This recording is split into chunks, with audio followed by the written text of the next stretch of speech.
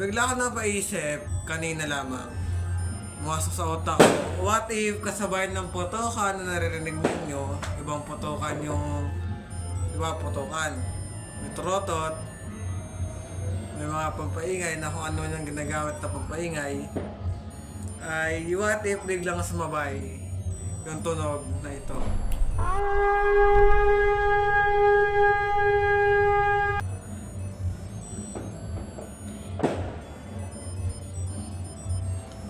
What if narinig natin yung tunog na yan, o narinig mo yung tunog na yan, siguro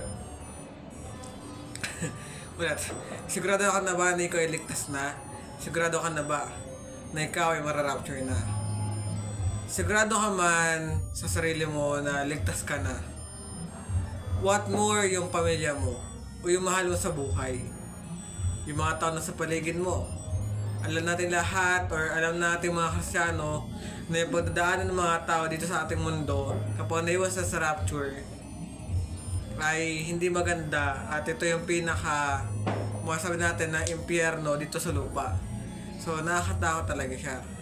So ngayon pa lang kapatid, kung sigurado ka sa sarili mo na ligtas ka na, yung iba naman